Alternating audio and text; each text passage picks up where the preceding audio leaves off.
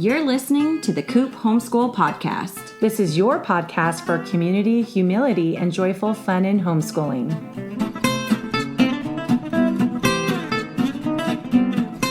I'm Mandy. I'm Jessica. And this is The Coop. Coop. Today, it's all about quitting. Uh-oh. When is it okay to let your kid quit an activity? And when should we push them through? It's a tough one. It is a tough one.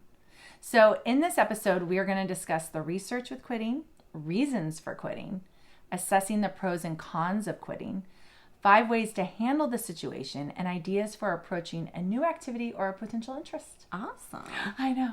But first, what's our scoop on the coop?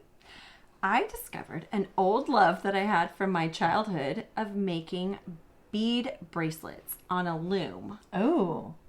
So How it's would like you use it's a almost like loom? weaving the the little tiny beads. And so, seed yes, beads. it's Yes. like it's a vintage way actually. Well, it goes even further than that. Yeah, okay. So it was brought back to my mind because we were studying Indigenous peoples as part of my North America social studies into U.S. history. And we got to the Algonquians, and then I knew I was ready for my Powhatan history unboxed. Oh, It's the Powhatan peoples. Is that your first one for the year? Yes. And so we finally got to my exciting. first history unboxed, which is not even the scoop. But when I was researching or reading through the Algonquians with my daughter, I saw images of the beads. Those were wampum, and they used to trade them, but they would do them on looms. And so I was like, I used to make these, and I used to write people's names in the beads. Make me one. Right? Like a little friendship bracelet. That's everyone's. I know. Don't worry. I'm going to get there. Okay. So then I'm thinking about it, and I even say out loud, before I opened my history unboxed to my daughter, I said, I used to make these, and I loved it. We should go find a loom. I wish I still had mine. Then I say, let's get into this box, and I open it up. There's a loom in there. That's amazing. And with all the supplies. Totally didn't even worth have the to, $50. Absolutely. Didn't even have to go to the craft store. And she already made her first bracelet. And she is planning, because she learned when we were looking at patterns that you don't have to only do bracelets. Oh. So she saw that you could do bookmarks, and she thought that's that would be even awesome. better, because then Yeah. people who just aren't into bracelets don't have to be, stuck with something. And reading is such a passion of hers. Yeah. Exactly. And who doesn't keep a bookmark? Oh, maybe it gets yeah. lost over the years, but bracelets, if you don't wear them, they're really not always going to be saved. So You could make keychains for the Galentine's goodie bags. I could. We could talk about that. We can talk about that. But I was watching somebody do earrings because I had to remember how yeah. to finish off. I love the Yeah. feeling of those too. Yeah, it's really cool. So I got super excited about that. So thank you, History Unboxed, for Yeah, bringing that's back amazing. an old childhood passion and now giving it to my kid. That's so cool that you even did that as a kid. Oh, I did. I did it up through junior high because I made bracelets for all my band friends. Yeah. And because we all had like nicknames based on our instruments. Oh, it's so funny. So dorky, but I had it written into my bracelet. It's like Spinal Tap or something, yeah. So, Yes. I'm about to, this isn't my scoop, but I have a bunch of history unboxed to do. Yeah. If I ever start ancient history. Morning But time, I know. I know, but what I'm excited about doing very soon is our Israel box. Because I bought it because since my husband's going to Israel in 2 weeks, I wanted to do a night of Israel with the kids. That's And awesome. Yeah, so we're going to do that box on that night. And then whatever I have left over, we can use for our Christmas if we still want to do Israel Christmas. Perfect. Okay, so my scoop is my kids have been in robotics now, and I'm there for 3 hours. And what's really cool is when you already have friends and you decide together to do this robotics thing. We're together for 3 hours. And so what's really fun is we've been working out during it. We put on the host, her house, we put on her workout shoes for the Peloton bike. Oh my goodness. She says she doesn't mind if we sweat in it. Goodness. Oh my goodness. I sit on her bike and I do her Peloton bike and I work out, and one of the moms was sitting below and she's like, "What's going on up there in the bedroom?" I'm like, "Can you hear the heavy breathing? Because I am like totally out of breath." So funny. Yeah. So, but what I wanted to say about that, it's super cool because this same mom who's downstairs, she taught me to crochet. Nice. And so she brought yarn and her crochet hook. Then she told me which one to buy, which crochet hook to buy. And she's been teaching me. And then when I come, she looks at my progress and she helps me. And so it's really cool, the friendships you can continue to develop by doing an activity together. And totally. We've had that for years. Right. I have that with another friend during gymnastics. And so it's really cool if you can decide with friends to do stuff, because then you can sit together. Absolutely. And robotics is such a long period of time that it's awesome to have all that time with friends. Okay, so let's get to quitting. Quitting can mean giving up, thus losing the opportunity to build resilience and perseverance for working towards goals, which sometimes it does. Yeah. But sometimes quitting empowers your child and frees him up to explore new passions or find his calling in something you didn't expect. So it can be really hard to gauge when to let your child quit and when to make her push through it. So let's first talk about some research on quitting. Okay, so according to some recent research in Psychology Today, why it's okay, even wise, to let your child quit. 5 ways a child can benefit from quitting. So one, the article says, allowing a child to quit a miserable activity teaches your child that they do not need to stay in a bad situation. Yeah. Number 2, when children are given the opportunity to work up enough courage to make the decision to quit a detested activity, it builds the feeling in your child that he has control over his own future. It teaches your child that she does not have to fear admitting that she is unhappy. Number 4, she learns that quitting does not define her character. And number 5, walking away from something miserable can help your child practice the skill of taking ownership over seeking her own happiness based upon what she wants in life. And I would add to that, it also teaches your child to maybe, and you as a parent, to maybe think about something before you commit to it. Yeah. And so we'll talk about how to do that later on. Nice. I'm going to quote a passage from the book Enough as She Is by Rachel Simmons. There's a quote in that book that says, adolescence is a period marked by difficult transitions, and the choice to change course, drop out, and yes, quit with the right support and reflection can be a spectacularly brave act of self-respect. So that was all new to me, because to me, I would always say, like, the MacArthurs don't quit. Right. And so I am making it a character trait. So that was just like staring me in the face, like, oh. Right. Maybe that's something I don't want to keep saying. Right. Because the intention of what you mean is important. Yeah, like you've committed to this, you stick to your word, and you don't quit. Right. So we struggle with letting our children quit too, because we want their resilience to grow. So in this article, to quit or not to quit, that is the question. Quitting is a decision, not a character trait. I know. It really did. That's what I'm saying. It really did. So the article reads, a big resilience myth is that resilience means to always persevere. But it's more nuanced than that. Resilience is about perseverance with a purpose. It is not about running yourself into the ground or encouraging your team to keep going when the goal or the outcome no longer makes sense, has changed, or has become even dangerous. Resilience requires that you continually reevaluate your position based on new information you receive, whether internally or externally from your environment. That's good. I know. So that's why I had to put this first, because I'm of the mindset you don't quit. So I love hearing the opposite. Yeah. And this is the advice that we give when it comes to even curriculum.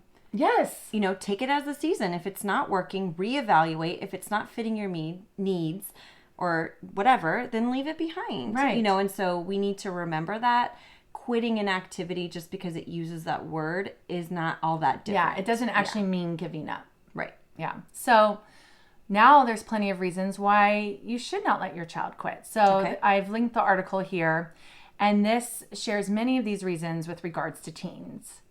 So 1, without reflection, assessment, or a plan of action, your child might just experience the same situation over and over again. Right. It's not growing. Right.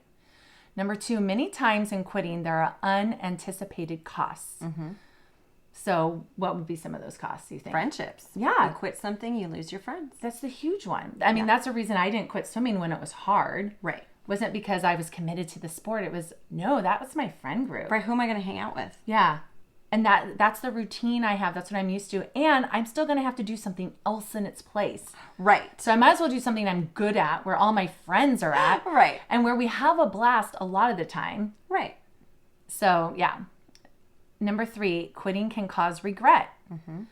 Number 4 might be sacrificing sunk costs. So if you've already prepaid for a bunch, or you've paid for all these lessons, and then they haven't actually gotten to experience the climax of what those lessons are taking them to, whether it's the recital or the tournament, they might not realize that actually you might love it. And there's all these sunk costs of time and money and the opportunity cost of not doing something else. Let's just finish this out and see where it goes. Yep.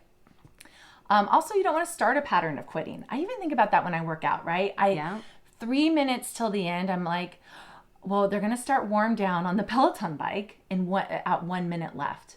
So maybe, and I have to tell myself, no, if I quit at 3 minutes and slow down, I'm going to do this every time. Right. I can't start that pattern. And then feelings of failure and not overcoming the challenge. Yeah, absolutely. Yeah. So if they quit because something's challenging, that kind of stays with you. Right. They're going to feel like they were a failure if they're quitting for the wrong reasons. So it's important to remember in reading these articles that the decision to quit is just that, a decision and a character trait. So I reiterated that because I feel like it starts to define us. Absolutely. So that was the research. Now, here's one of the first things to consider is your relationship. So first, before you get started with a conversation about quitting something, consider first your parent-child relationship. So what kind of interaction do you want to have with your child about this topic? So let's say it's come up, they've given you I want to quit report. Yeah. Before you sit down with them, think about these things. What do you want to come away from this interaction with? Right. And so when's a good time to talk about it? You know, you don't want them to be tired. You don't want it to be right after it. Yeah. Right before you're going. Yeah. Yeah. What kind of tone do you want to approach with this? If you come into it annoyed, or anxious or pushy, right? So I'm someone that doesn't think about those things. You do, but I don't. So I would immediately if they say I want to quit, I'd be like, oh well, why? You know, I'd launch her, and what I need to do is take a step back and say, all right, this is not a good time to discuss this right now. Let's pick a time when it is. When do you think is a good time to talk about it for you and for me? Right. What kind of suggestions do you want to be prepared with as the parent?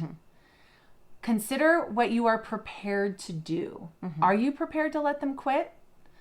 Are you prepared to give them nagging reminders? Yeah. Are you prepared to give them extrinsic motivation? Are you willing to go anyway to hang out just in case it becomes appealing? What is your spectrum of what you're willing to do? So when they come up with their problem solving, is there anything that's an absolute no? And if you're prepared with that, then you can respond in a very controlled way, right? Yes. And are you able to have contact with the coach to help you with this endeavor in any way? If it's a coach problem or if it's another player problem, if you might not have access to the coach. You might not even be able to pick them out in a crowd to be able to talk to them. Yeah. Or it may be someone you're really close to and you don't want the conflict. So what is the relationship with the coach and how accessible are they? And then include on your list your question to your child. How can I, as the parent, help you with this situation? So be prepared to ask that question. What can I do to make this a manageable activity for you? Like if you really don't want them to quit, what can I do to help it be manageable? Right. Let them feel the control and how they can help change it. Yep. All right. So next, evaluate why they want to quit. So do you want to take on this? It's it's kind of like a helpful checklist, right? Exactly. So there's a lot to consider when your kid wants to quit. So ask your child, depending on his age, to consider before quitting something that you know is an important aspect of their development. These potential reasons why they would want to quit may not be mutually exclusive and they might not be valid, but they are reasons nonetheless. So knowing the reasons can help you walk through the decision process. Are they emotional reasons? Is the activity too challenging, even if the child is successful at it? Is there too much to overcome emotionally to do it? Is there too much pressure? Is there pressure from either themselves or from others to be good at this particular thing? Or to just do it at all? Is there bullying involved by participants, coaches, teachers, or even other parents? Is there negative behavior surrounding your child? That's a big deal.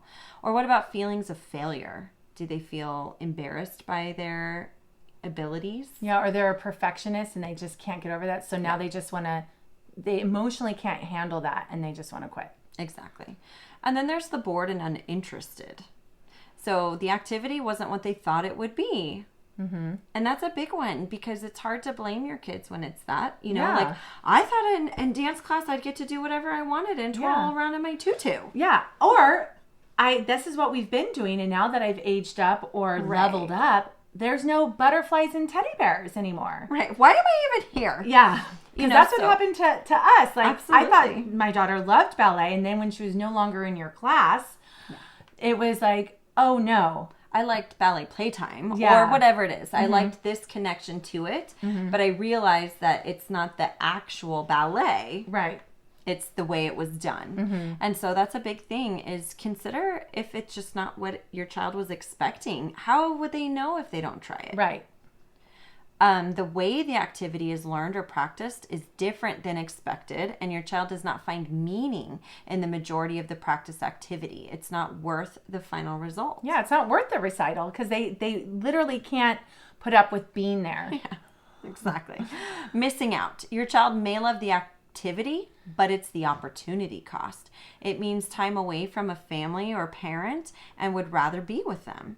It's time away from doing a more preferred activity. Maybe you have an introvert, and so while they like the activity and it's just fine, they would really rather get the downtime at home, because now this activity sits between co-op and youth group. Yeah. And this is the only time I can go and do it. I love it, but I can't do it. Yeah. Other friends are hanging out without them. That's a big one. They're missing out on different relationships. Right. Especially friendships. The activity makes them so busy that they don't have time to develop other activities or experience other important aspects of life that are meaningful. Every time we say yes to one activity, we are indirectly saying no to something else. And I think you being a lifelong swimmer, as your whole childhood, and it was more intense than my dance as far as time commitment. I didn't dance every day, so I still would have Saturday off or some day off, and I feel like that's a big thing. Oh yeah, that's why our friends had to be at swimming, because all of our school friends were hanging out after school together. You were missing out on that ice cream and to the mall. Yeah, and to each other's houses. I see all these pictures that they post on Facebook, even this month, of them all hanging out, and I was like, From that long ago? Yeah. You guys were hanging out? Yes. Oh my gosh, no wonder I felt like I wasn't as close to all these people. 'cause They you were all hanging out together. Totally. So that's the thing, is that your child might have different priorities. Relationships might mean more to them than an activity does. Yeah. It doesn't fulfill a need. Your child receives fulfillment of their physical, musical, art need another way, and this feels like an extra. And I did go through that with my daughter when we were doing ukulele. Oh, yes. She liked it and it was fun. She was doing it with your daughter, and so that made it a meaningful event. But it wasn't actually fulfilling her music desires. She already had her music desires being filled in dance and piano, right? Yeah. And so it was cool, but she did as much as she had wanted to do. And so it wasn't fulfilling a need anymore. Your child wasn't aware of the commitment level. How long is it okay to try something first to see if they want to commit? Did you even explore that exposure option long enough? You only have a few young years for your child to try things out. Be careful not to commit to something too soon. Yeah, and you taught me that because my daughter had already been in dance. Right. So then I was like, okay, well, let's try this next year. And you said, you already know. And at this point, she needs to commit. Right. Because now they're on this trajectory. Right. And she can't keep just coming in and out, because she's not going to improve and she's not going to be with her friends anymore. Right. So this is the moment. This was the turning point. And so then that's why then at a little bit later she did jazz. Right. And that was fun. She went to dabble a little. She's like, okay, maybe. And that was fun for the moment. Yeah, absolutely. And that's the thing. Some things are seasonal and some are not. And so that's a big thing to be aware of when you're guiding your kids. And we don't know, which is why I shared that with you, because dance is just a fun thing for a long time. And then you get to a point where they aren't going to keep up with their peers, which is fine. Right. But not if they're not going to want to do it. Yeah. So what would you say if I had a 13-year-old and she's never danced before and now she doesn't know, but she saw zombies and saw the cheerleaders dancing and said, oh, I want to learn how to do that. Oh, yeah. What would you recommend to that mom? Oh, yeah. Of how long never too late to start. I think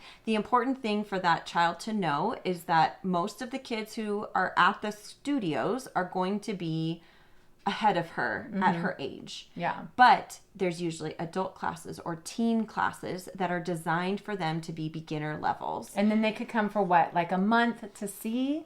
Like how? Oh, usually, yeah. So there's often dance is broken down typically at most studios to a month-long commitment. So there may be a trial class, or certainly you could pay for one class to try it. But I would suggest doing it for a little bit longer because there's a big learning curve up front, especially in ballet, because there's a whole terminology learning curve. Right. You just learn to stand up straight with your butt down and your belly up, and this is all new stuff, and now you want me to move like this and do different things.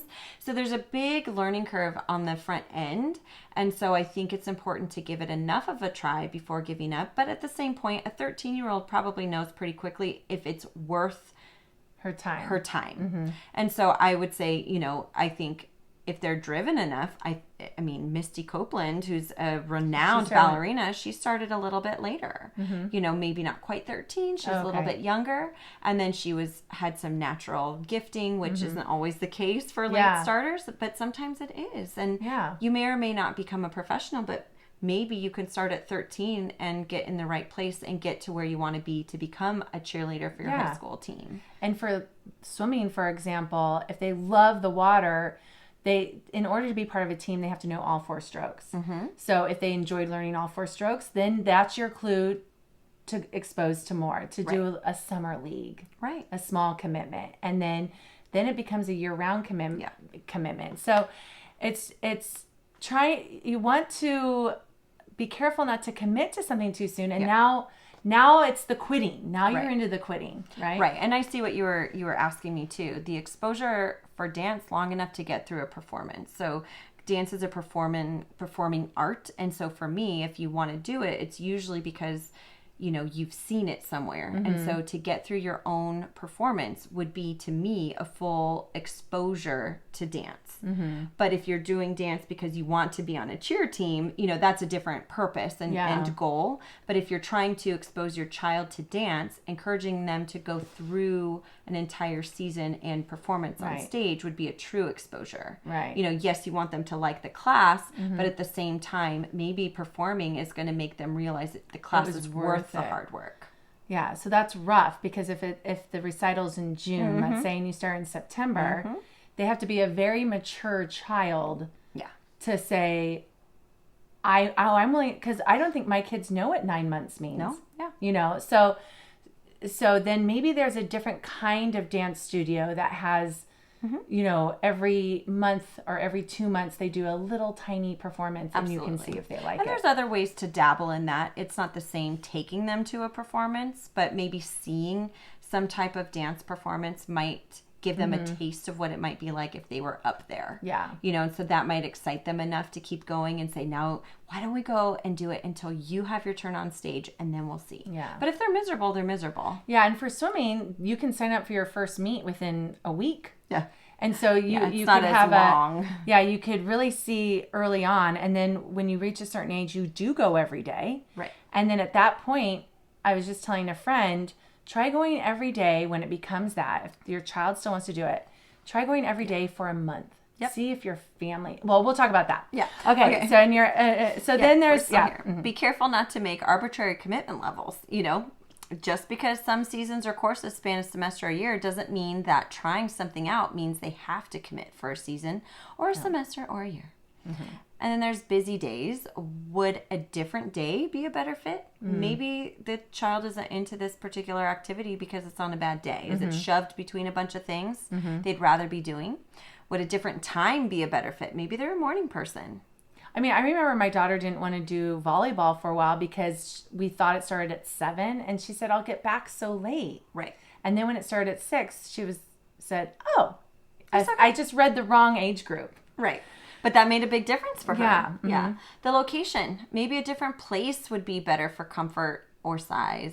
You know, maybe they need a bigger space, or maybe the space is too open. You know, if it's something that's at a big old public park, maybe they want something a little more intimate and safe. It's not the actual activity itself that's bothering them. Maybe it takes too long in the car to get there.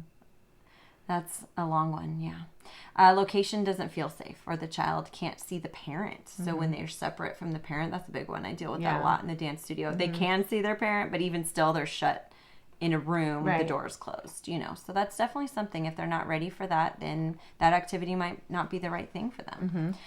And then we get to the coach-teacher. Coach or teacher might not be a good fit for your child's temperament. And I have to say, a good educator will tell you that herself. You know, I say that to the students when a parent is like, my kid's having a hard time. She doesn't want to come anymore. I said, maybe I'm not the right teacher for her. Right. You know, maybe she and I aren't, or maybe I'm not going to motivate her the way a different personality will. You know, I am who I am, and, you know, that's fine, but maybe I'm not a good fit for her, and I encourage them to try somebody else. Yeah, we purposely switched swim teams in order to have certain coaches. And I would be on the same team, and that coach would retire. A new coach came in, and all of us were like, absolutely not. We can't handle this coach. And then we all left together to go to this other team. Yeah.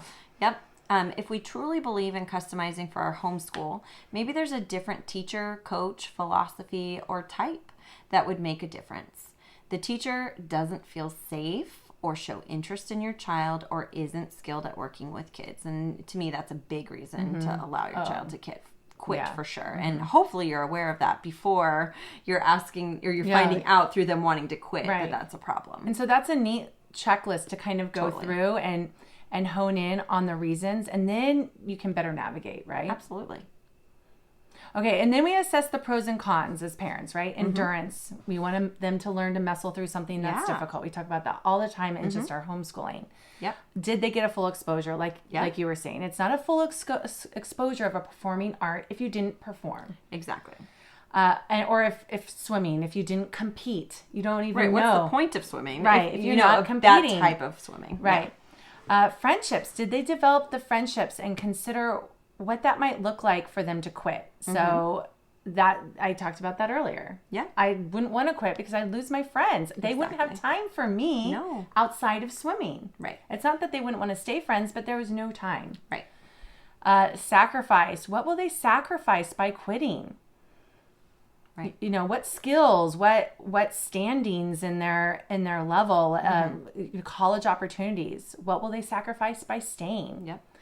And then fulfills a need or requirement. What will take its place? Is there a need that is being met that needs to be replaced with something else? So 5 ways to handle quitting. Push through the commitment. Make sure your child was included on the commitment level, and that you didn't set arbitrary commitment levels for your child. It's a collaborative process, and you can parent her to ensure she's not taking on more than she can handle. Yes. And then once you look at her maturity and her interest and her developmental level, then push through that season or performance or the school year, whatever it is. It doesn't have to be indefinite. Right. It just needs to be through the commitment. Number 2, address an issue and look for solutions. So one of the things we love about sports classes with longevity is the experience of navigating issues, relationships, setbacks, challenges, and more. This is a big part and purpose of being part of these activities. And so it might help to ask your child these questions in assessing, their own situation. Yes. By quitting, what do I hope to get? By quitting, what do I give up? By quitting, what will I miss? And by quitting, what might I later regret? And we got this from an article I linked in the show notes. That's a good one. Number 3, maybe you just need to scale back. Are there options to reduce the amount of time spent on this activity? Maybe that'll make all the difference. A happy medium. Absolutely. Yeah. And then take a break. Pay attention during the break. Are they finding new hobbies, new experiences, new activities, new exercise to fill that space or that need? And do they like those better? Do they have the same benefit? And then watch her behavior and attitude changes. Did they go from grumpy to happy? Or did they go from okay to grumpy? Exactly. And I would be careful with that one too. You know, imagine you being 15 or 16 and quitting. I think there would be a big transition. And so that first 2 weeks after you quit swimming, I'd probably be... You'd either be manic. I would be manic. I'd be like, what look am at I all going these to do? things I can do. Yeah. Or you might be the more depressed side, the missing what you had, but you just didn't want to do it anymore. And so there could be that need, grieving. that depression and grieving. And so I think the older and more involved your child was, I would say they might need a longer time that you're assessing it. You know, a younger child probably is pretty quick to bounce into new things, but if your whole friendship circle and your time was spent somewhere and you're quitting that thing, then that's a big deal and it might look very different. Well, I remember when I was quitting my college team, it was the end of this junior year season. So I still had one more year of eligibility, but I decided I wanted a normal life before going into the workforce, right? Right. But I now had who I'm married to now, Marcus, as my boyfriend. And I was no longer on the travel team. So I wasn't with my friends traveling. And I was injured. And so it just wasn't fun anymore. I knew I wasn't going to the Olympics. And I had this whole other friend group now. I was no longer enmeshed. And so I remember telling my coach, and she said, I kind of expected it because you have a boyfriend now. And she said all these things. You're on a you're not on the travel team anymore. And you're injured. Right. And then I was like, is that because I have a boyfriend? Right. Defensive. What? Yeah. I wrote this long letter of why it wasn't because I had a boyfriend. Which you laugh about now going, I know. Oh, jeez. I can't even I got it. It was like, yeah. I'm fine. You weren't even on the travel team. I don't, I didn't need you anymore. Yeah. So funny.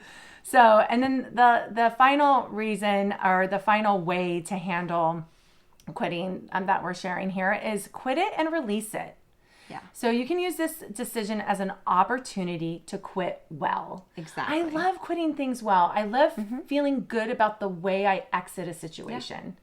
And I remember when I did quit swimming, I told everybody at Pac-10s, this was going to be my last meet. And on my last event, they all stood at the end of my lane and cheered me on. And I got out and we're all crying and hugging. Yeah.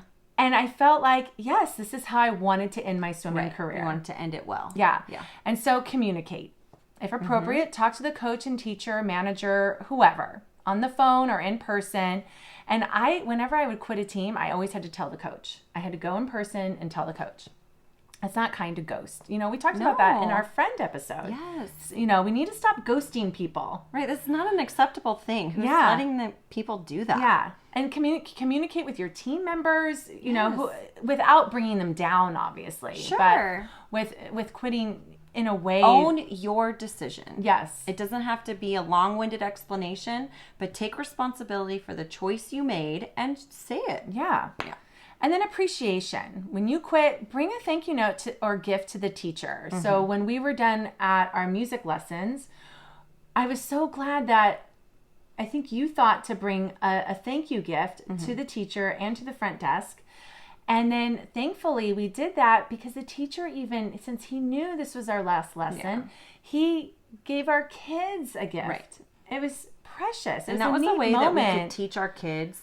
You don't have to do something forever just because you love the teacher. This wasn't fulfilling a need anymore. And that is okay because we can't do everything just because we love people. Yeah. There's a lot it's going to get ridiculous if that's what you're doing. And so it was nice to be able to do that with our kids and be able to gracefully quit something and not have it be this dramatic event. Right. Just, this is our last time. And he knew when we were ending. Yep. And processing closure. Share at dinner with the family, the good and the challenging experiences this activity provided. Memorializing a passing activity will bring closure and help you process its impact on your life. Yes. And then what's next? Evaluate what the activity provided and what it lacked, and make a plan for a new activity as needed. So I have to say, it's not like we do all this. No. But this would be ideally what we would do, right? And so when we try and live with intention, we try to do as many of these things as possible. And so if you just pull one or two of these things, it really helps. This next, what you're about to get into, is really a good one, because I think of my daughter, or both of my kids really, because me being a dance educator, they've been exposed to it, and they just do it because they're there, but I've always been okay with them quitting. Right. And so I've always been good about outlining commitment to them, because I need them to know that just because I'm the teacher and you're here all the time doesn't mean you can come in and out of something. Right. So if you're going to, when they're really little, are you going to commit to the whole class today? Not every week, but today. You can't go in and out of class for today. And then it becomes, okay, are you going to do the recital? If you're not, then we're not going to come into class right now. Well, yeah, because they have a position in those formations, and then to not show up. And the older they get, the more complicated those things get. When they're 3, they all stand in a line and it's not a big deal. Yeah. But when they're 10, they have moving formations and different parts. And so it is a big deal to follow through your commitment unless something catastrophic happens. Right. But I wait for the day that my kid is going to tell me she doesn't want to dance anymore. And, I don't feel like it would break my heart. I love that we share it because it's something that I love. But at the same time, I need her to love it because she loves it. And I think she does. Well, because I remember about a year or so ago, you guys were going through that process and evaluating and thinking about it. Right. And then she made the decision to continue. So I went through a lot of the things we already shared with her, just talking about, well, what makes you want to do that? You like this thing, but not that. Okay, do we need to take a break? Should we not dance on this day? Is that the problem? All of these different things so that she could pinpoint why she wasn't enjoying it. Yeah, because you don't often know why. You just might have a bad feeling about something, and like we explained earlier, it might just be too much on a single day. But what I don't know is what to do if she does quit, in finding something appropriate to replace it, because it's great exercise, and I need her to be active and to participate in something active. And I think that's why it's helpful when they know. So I remember when my sister was done with swimming, we had the choice to quit when we were 16. But we had to fill it with something else. And so my sister chose drama. Oh, nice. So then she was in all the plays and musicals after that. So that was great for her, and it fit her. All right. So tell me what do I do? Okay. So what do we do when trying a new activity? Quitting's not always a bad thing. Many activities run their course, as well as your child's waxing and waning of interest. But quitting isn't something we want to do regularly, right? Right. So just like you would customize your child's education based upon his interests and passions for your child's academics, do the same for his activities. There's no one size fits all. Even within the same family, these preventative measures may decrease the need of possibly wasting a lot of trial and error time, frustration, and feelings of failure. So 1, witness the activity. Take your child to watch the sport, recital, or show to see if that is something that excites her and wants to be part of or try for a long period of time. Right. Pay attention at home. What does your child like to do in her free time, and what is she good at? What drives your child? So to do that, you can utilize park time to see what your child gravitates toward and how he plays with it. Offer some activities there to see what your child enjoys. Does she want to be in the water all the time and enjoy trying to race against daddy? Right. So then, like swim team. It might be the thing. Does he like to throw a ball against the wall? Does he have a great hand-eye coordination? A ball sport might be his thing. So this is all about just observing what they naturally are doing organically at home. Is she always twirling around the house asking to watch dance shows? So try dance. So that's the observation. And then another preventative measure is consult with experts. Check with coaches and teachers first to see when is the best time to start the class or sport. I mean, how painful is it when someone starts class in May when you have recital in June? Really hard. Yeah. I mean, they can't work in now, right? Yeah. Yeah, it depends. Or I would have to have these hard conversations with families who would start dance in January because they wanted to perform, but they wanted to do soccer in the fall. And I know activities are expensive and you can't do everything, but their kids got to a level where they couldn't come back and stay with the same peers because they weren't training. Yeah. You can't come in January and suddenly you have catch up. atrophy of those muscles and of those balance because the different sports and classes build different aspects of your body. And some of the kids were fine. They're like, okay, put me wherever. I just really love dancing and I want to perform. And then some of those kids quit, and some of them now go year round because they committed to dance. Yeah, and they're more aware. So talking to the coaches and the teachers, that find out that information. And when is it necessary to make that longer commitment? And when is the best age or developmental state? I remember when my youngest wanted to be part of their homeschool arts program. Yeah. So I asked, can she be part of this? I saw kids about her age, and they said, well, she needs to know how to read. If she doesn't know how to read, she's not going to really get much out of the class. So I said, okay, we'll wait then. Good. Yep. Another way is to interview participants and their parents. So when you're buying a house, I normally check with the neighbors. Oh, what is it like to live in this neighborhood? Right. And do I want to live next to that neighbor? Do you see a lot of snakes around? I've done that. And so it's the same for lessons. Like, what do the other participants say about the sport or the league or the team? Each other. Yeah. Parents, coaches, classes, studio. That can give you insight to helping you navigate this activity with regards to location, relationships, leadership, the necessary commitment. Maybe they'll tell you, oh, the commitment's a lot bigger. I remember when my dad found out the swim meets were all day Saturday, all day Sunday, and you had to get there at like 7 a.m.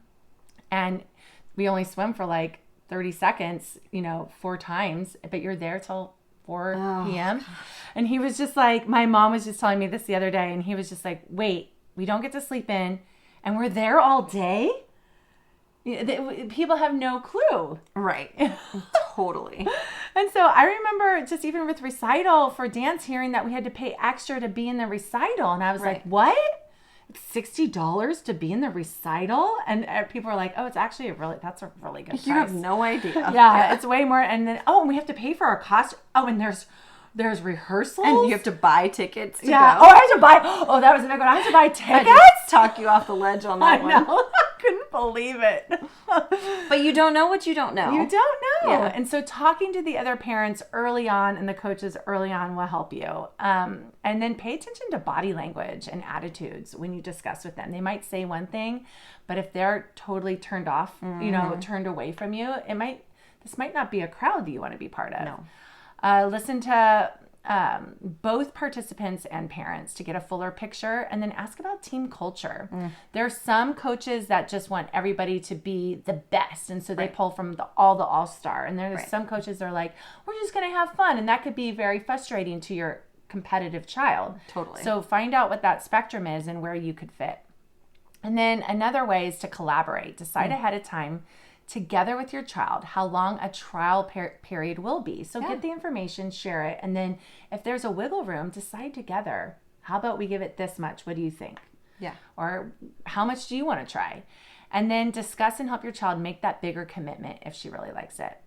And then, like I was mentioning about swimming, try a short season first. Try the summer season. Try a league that is like I-9, where it's 6 to 8 weeks per sport, or a local gym that offers 1 month of something and then rotates to another sport the next month. And it might not be competitive enough. It might not be robust enough. It might not even be the right exposure. Yeah. But at least it might be enough to gauge if they want to keep trying. Definitely. So now it's time for the Coop Q&A, where we answer your questions. The question is, my kid hates going to their piano lesson, but we really value it. What do I do? Do you have any? It's so hard because I didn't like piano growing up either. And I quit. And now I wish I would have stayed in it. Okay, so that was my initial reaction is, I can't even tell you, particularly when it comes to the piano specifically. How many people have said that? Every person I know, even my husband, whose mom was a piano Yep. teacher and is now my kid's piano teacher. Yep. He was allowed to quit at a certain age, Yeah. and he was like, "I'm done." Right. And now he's like, I mean, that'd be so amazing to have Just that to skill. sit down and do it. Yeah. Totally. So I think that you need to remember that and consider that. How long have they been doing it? And there's so much information we don't have here for this Right. particular question. How long have they been in piano lessons? How old are they now? But I think we just gave a bunch of tools for this. I think the biggest one would be, what is the opportunity cost of quitting? And that's a big regret. Oh yeah, that's the regret one. Knowing that there are so many people who are adults who now regret quitting is a big reason to keep going. However, you need to find out why. Why do they want to quit? Why are they struggling to go to their piano lesson? Can you find a new teacher? Can you find a new day or time for that lesson? Perhaps take a break from piano and try a different instrument. Are they not getting enough fun songs on piano in addition to their technique and theory work? There's a lot of things possible here. And so if this is something really important that you value that they want to do, I think you have to solve the problem. It is really hard to get them to like it if you're just forcing them through it. Yeah. So if you want them to value piano the way that you feel like you want them to, you have to help them with that. Yeah. Thanks for listening. We love your support. Be sure to subscribe to our podcast, leave a rating and review to let us know how we're doing, and share our podcast with your friends who need a little community, humility, and joyful fun in homeschooling.